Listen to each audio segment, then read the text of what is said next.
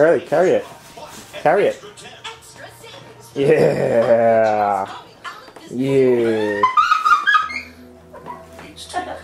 In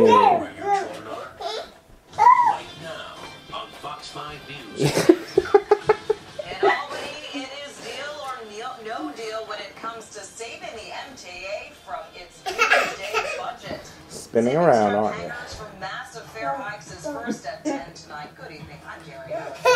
Already have asked us before falling apart. There seemed to be a bailout plan, and tonight there may still be a glimmer of hope for a deal. Fox 5's chief political correspondent Dick Brennan is live outside the governor's office with our top story at 10 tonight. Dick, what do you know?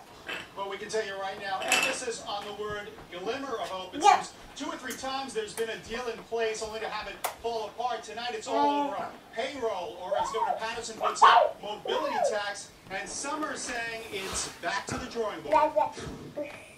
It seemed that an MTA bailout was a done deal, but then it came apart at the seams. 4 local state senators, Brian Foley and Craig Johnson of Long Island, and Andrea Stewart Cousins and Susie Oppenheimer of Westchester told Fox 5 it would be no deal. They're furious about a payroll tax that would hit businesses, nonprofits, and even school districts in the MTA service area. I would certainly want to see school districts in particular exempted or carved out of any to pay anything like that. It's just something that the schools can't afford. But Governor Patterson says he's already tried that. Many of them would not vote for the mobility tax even if we accepted some of the school districts in the suburban areas. Some senators may be more inclined to get on board with a lower tax. Right now the bailout is stalled and nobody seems to be budging. Embarrassing moments. Here we go. Senator can raise a hand and object, and that stalls whatever it is that's coming down the pike. It gives tremendous power to individual senators, perhaps for the first time in quite a long while, where it's been 3 men in a room. Right now, those other 32 are making no voices heard. So if you're keeping score at home, Yeah. a payroll tax on the roads. Did someone say congestion pricing? If you remember, the city came up with a plan that was rejected in Albany. We even had some federal money close to $4 million implementation.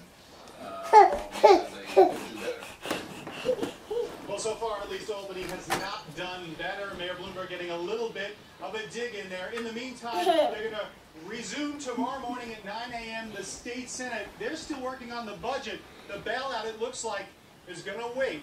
That's the latest from the east side. Back to you guys. Thank you. And developing at 10 tonight, a hepatitis outbreak in New Jersey. Patients of Dr. Pervez Dara may have been exposed to the potentially deadly hepatitis B virus. And we're talking about 3,000 people. 5 patients have already become infected with the disease. County health officials are warning patients to get tested for hepatitis and also HIV. I have to wait 7 to 10 days for any results from my blood work. And they said that I might be susceptible because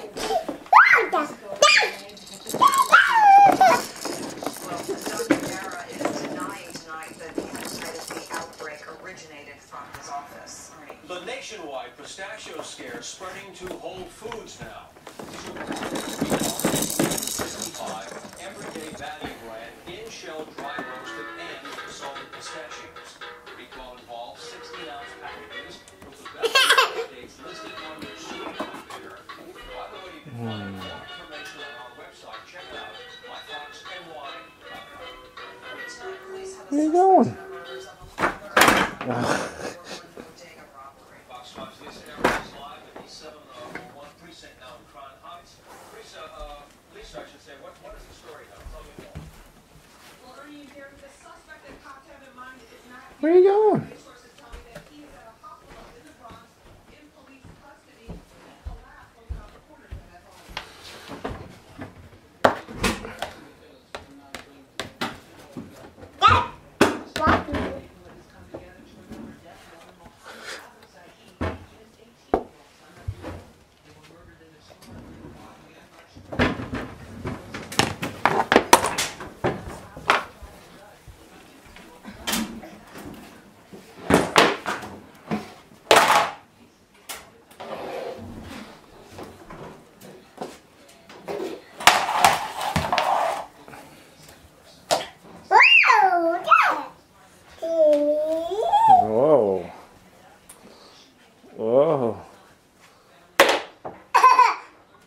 Okay.